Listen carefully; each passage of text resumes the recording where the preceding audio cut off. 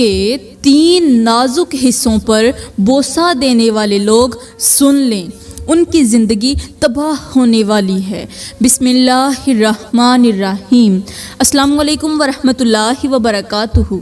میری پیاری بہنوں اور میرے اسلامی بھائیوں، آج جو بات میں آپ کو بتانے جا رہی ہوں وہ ایسی حیران کن ہے کہ سن کر آپ کا دل کانپ اٹھے گا، آپ کی روح لرز جائے گی اور آپ سوچنے پر مجبور ہو جائیں گے کہ کہیں ہم بھی وہ غلطی تو نہیں کر رہے جس کی سزا نسلوں تک چلی جاتی ہے۔ آج کا ہمارا بیان ہے کہ عورت کے 3 نازک حصوں پر بوسہ دینے سے کیا ہوتا ہے۔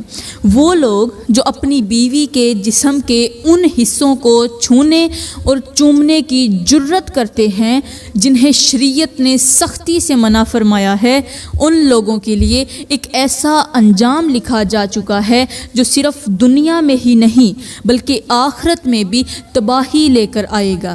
اگر ایسا کیا تو یاد رکھنا اللہ ناراض ہو جائے گا، اور جب اللہ ناراض ہو جائے گا تو اس کی رحمت کے فرشتے بھی تم سے ناراض ہو جائیں گے، اور جب رحمت کے فرشتے ناراض ہو جائیں تو رزق بانٹنے والے فرشتے بھی خفا ہو جائیں گے، اور جب رزق بانٹنے والے فرشتے خفا ہو جائیں تو سمجھ لو پھر تم تو کیا، تمہاری نسل بھی تباہ ہو جائے گی۔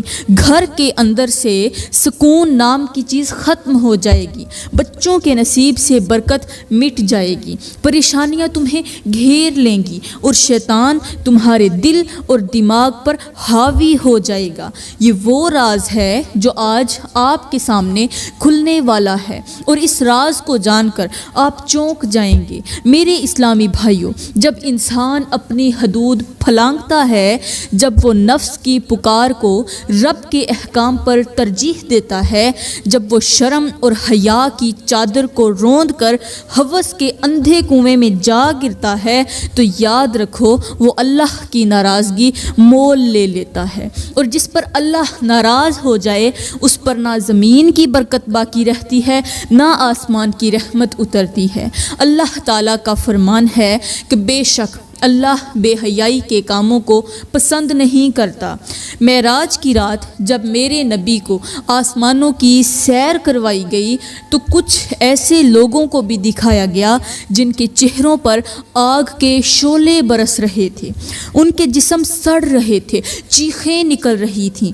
میرے نبی نے جب جبرائیل سے پوچھا کہ اے جبرائیل یہ کون لوگ ہیں، تو جبرائیل نے جواب دیا یہ وہ لوگ ہیں جو دنیا میں اپنے نفس کی پیروی کرتے رہے، جو اپنی بیویوں کے ساتھ وہ افعال کرتے رہے جنہیں اللہ نے منع فرمایا ہے۔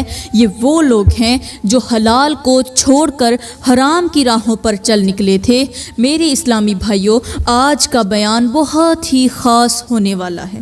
یہ بیان سن کر شاید آپ کی سوچ بدل جائے، یہ بیان سن کر شاید آپ کا دل کانپ جائے، اس لیے گزارش ہے کہ یہ بیان سنے بغیر مت جائیے گا، آخر تک سنیے گا، کیونکہ آج جو بات آپ کو بتانے والی ہوں وہ عام بات نہیں ہے، وہ ایک ایسی حقیقت ہے جو شاید پہلے آپ نے کبھی نہ سنی ہو۔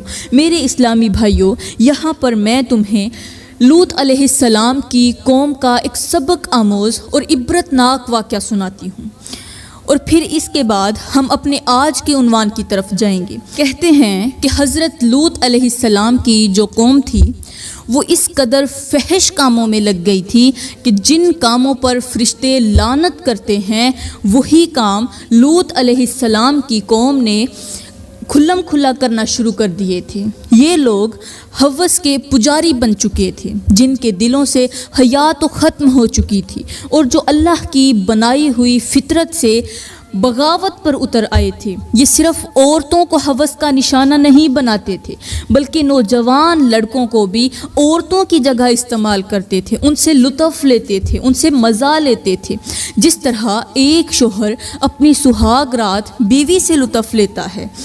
یہ ان معصوم لڑکوں کے ساتھ وہی شرمناک حرکتیں کیا کرتے تھے۔